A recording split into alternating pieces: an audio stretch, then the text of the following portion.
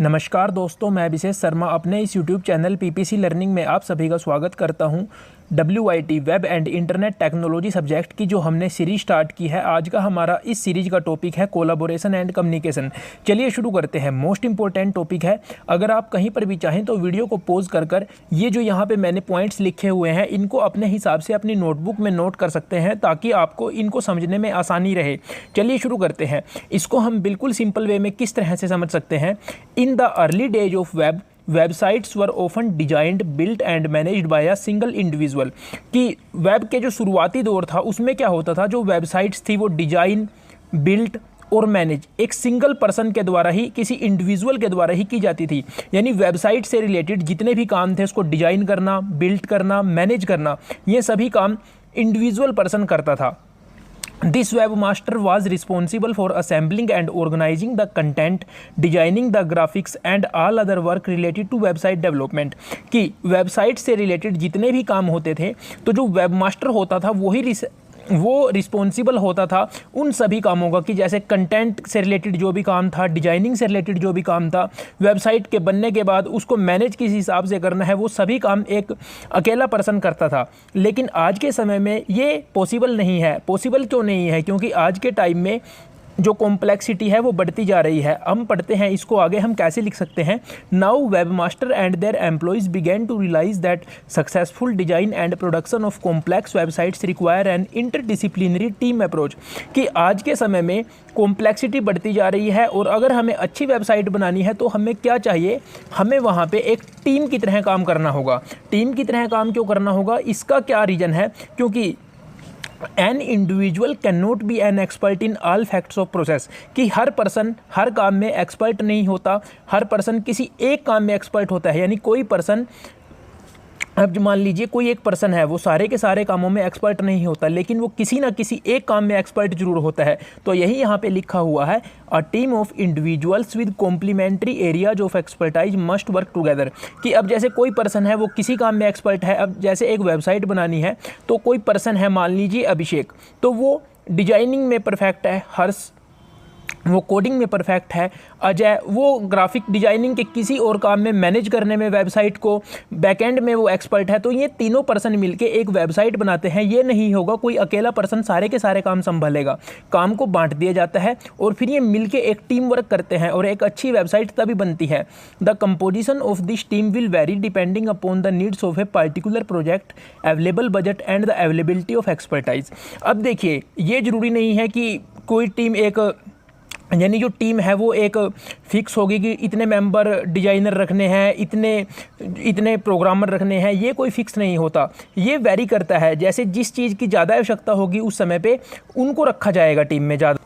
However, most projects will require expertise in marketing, information architecture, graphic design, writing and editing, programming and project management। अब हम एक एक करके इनको अच्छी तरह से किस तरह से लिख सकते हैं, चलिए देखते हैं। मार्केटिंग, इसको आप अपनी भाषा में अच्छे से समझा सकते हैं। The marketing team focuses on the intended purposes and audiences for the website. Marketing क्या होती है आप सभी अच्छे से जानते हैं, आप अपनी भाषा में इसको लिख सकते हैं। फिर आ जाता है इंफॉर्मेशन आर्किटेक्चर। इसके बारे में एक कंप्लीट वीडियो बना चुका हूं जिसका लिंक आपको डिस्क्रिप्शन बॉक्स में मिल जाएगा। प्लेलिस्ट में आपको इंफॉर्मेशन आर्किटेक्ट या इंफॉर्मेशन आर्किटेक्चर के नाम से वीडियो मिल जाएगी। Information architect focus on design of organisation, indexing, labelling and navigation system to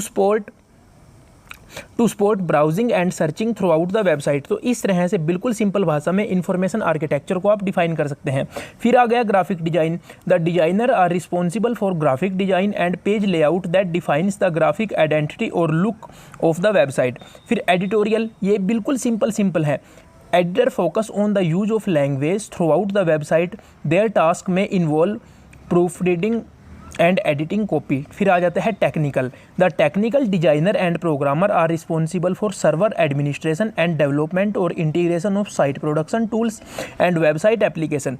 they advise the other team regarding technology related opportunities and limitation. अब जो टेक्निकल एक्सपर्ट होता है वो अपने काम तो संभालता ही है। मान लीजिए कोई पर्सन है वो टेक्निकल काम में एक्सपर्ट है तो वो अपने काम तो करेगा ही, लेकिन जो बाकी फेज होते हैं, जो बाकी टीमें होती हैं प्रोजेक्ट की, अगर उनको टेक्निकल रिलेटेड कोई भी हेल्प चाहिए होती है तो जो टेक्निकल टीम होती है उनको वहाँ पे आपस में हेल्प प्रोवाइड करा देते हैं। मान लीजिए कोई पर्सन किसी काम में एक्सपर्ट है, तो अगर उसके काम से रिलेटेड किसी दूसरी टीम में कोई काम है तो वो वहाँ पे अपनी उनको हेल्प दे सकता है। फिर आ जाता है project management. The project manager keeps the project on schedule and within budget. He or she facilitate communication between the other teams and clients.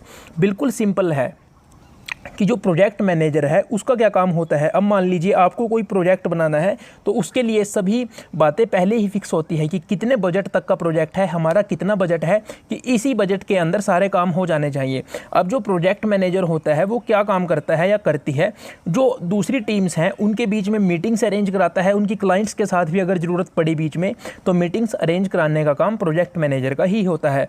The success of website design and production project depends on successful communication and collaboration between these specialised team members. अब किसी भी website की या किसी भी project की जो success है वो किस बात पे डिपेंड करती है कि जो ये टीम है ये आपस में मिलजुल कर काम करे, एक दूसरे से कम्युनिकेट करे। अगर कहीं पर एक दूसरे की हेल्प की ज़रूरत हो तो वो सभी काम अगर अच्छे से करे तो जो वेबसाइट है या जो प्रोजेक्ट है वो अच्छे से बनेगा, अच्छी तरह से रन करेगा, उसमें कोई भी एरर नहीं होगा। लेकिन अगर वहाँ पर कम्युनिकेशन में कमी है तो वहाँ कोई ना कोई गलती हो सकती है। Everyone needs to understand the goals, perspectives and approaches of other members of team। तो इस तरह से हम इस टॉपिक कोलैबोरेशन एंड कम्युनिकेशन को बिल्कुल सिंपल तरह से डिफाइन कर सकते हैं। अगर आपको वीडियो अच्छी लगी हो तो वीडियो को अपने सभी दोस्तों के साथ शेयर कीजिए, और अगर आपने अभी तक मेरे चैनल को सब्सक्राइब नहीं किया तो प्लीज़ चैनल को सब्सक्राइब जरूर कर लीजिए। थैंक यू, मिलते हैं अगली वीडियो में।